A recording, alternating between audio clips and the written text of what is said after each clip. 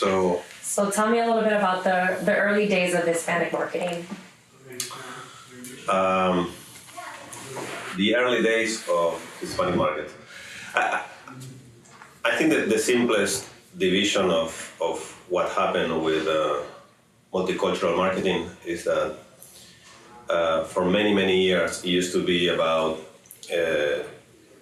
celebrating where people came from. So a lot of brands would be holding Mexican flags or Nicaraguan flags and say, hey, we know you're from Mexico.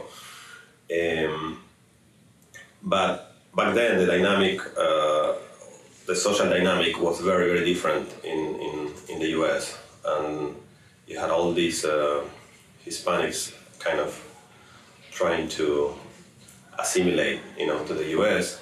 And it was marketing more based on nostalgia and the things that you would miss from your home country.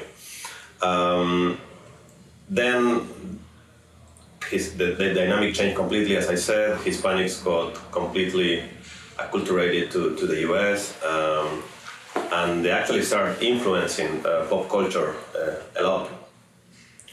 So for me, it's much more interesting to talk to people about where they want to go instead of where they come from in life. And what's interesting today is that, yeah, of course, being Hispanic gets you like a very specific mindset and a way to experience a life, but it doesn't define someone as a whole today. If you talk to a millennial and you say, hey, you're Hispanic, they'll say, yeah, but I'm many other things also, So the way we do it is we celebrate what we call cultural mobility, and it's a celebration of how Hispanics in America can navigate all these different worlds, even in the same day, So when they're with their Hispanic friends, they're Hispanics, but then they are gamers, then they listen to heavy metal music, then they belong to all these different worlds that are not necessarily related to being Hispanic. And also, we always say that they have something extra. We say this with Corona, we celebrate that. For example, an American millennial would follow basketball and American football. A millennial Hispanic would follow basketball and American football, but also the Mexican league and the European soccer league, and so they follow 7 teams instead of 3. Same thing with music. They listen to the same music, but Hispanic also listen to a whole other set of music from their home country. So their world is much more diverse. So we like to celebrate that dynamic, that fact, the fact that they can navigate so many and adapt to so many different worlds so quickly. The problem is that, multicultural marketing has a stigma because it has been used for many years to justify bad work in many cases, and then to defend a business model. In a lot of cases, the whole thing was based on fear, like don't make any mistakes with this demographic because it could backfire and you don't know them, and we know everything about them, and that's another big mistake in my mind. I love to start every process thinking like, okay, we don't know. Of course we know a lot, we've done a lot of work and a lot of research, but when you start with that mindset, you really get to what's happening now, in the clash of cultures, in how each culture is influencing each other, and the things that are happening now as a consequence of that. And that's what the cool stuff is nowadays. Yeah. Where do you see the future of Hispanic marketing, or is there a future? I do believe that Hispanic market. Let's do it again. Ask the question. So how do you see the future of Hispanic marketing, or is there even a future for Hispanic marketing? I do believe that in the future, Hispanic market should disappear. It's going to become obsolete. However, I also believe that multicultural agencies are going to have an advantage to develop work for the total market with a multicultural sensibility.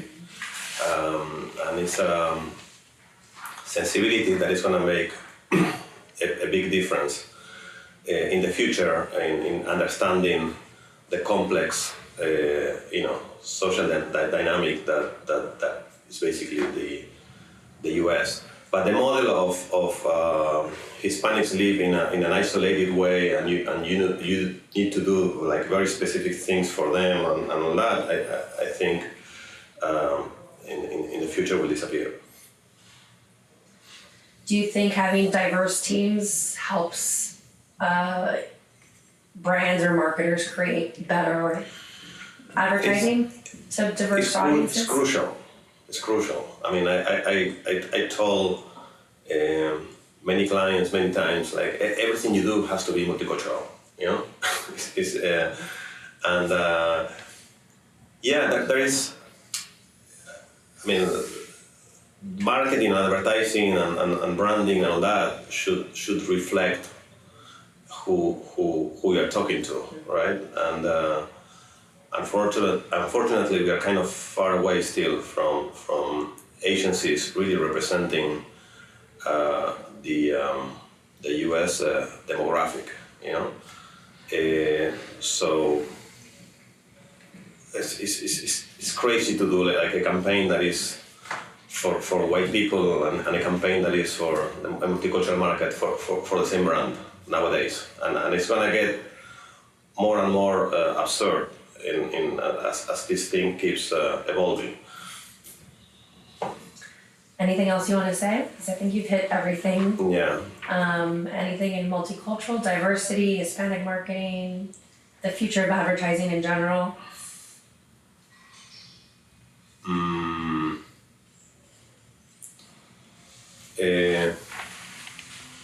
Or what do you think is going to be the biggest challenge for ad agencies in the next few years, just in general? Can I say something? Yeah. Since your questions aren't going to be heard, Yeah, he should respond. can you reiterate the question and the answer? Yeah. Like that helps the editor quite a bit. So the biggest challenge for agencies nowadays is that we all have to adapt to a whole new landscape. It's interesting because it has never been so easy to reach people, but it has never been so hard at the same time in terms of how fragmented everything is and how much power people have nowadays to decide who to relate or to interact with. The good news for everyone that loves good ideas and all that is that the days of marketing that interrupts your life and hammers you with a selfish message is gone. So I think insights and empathy and doing things that people can relate to. Those things are more crucial than ever today.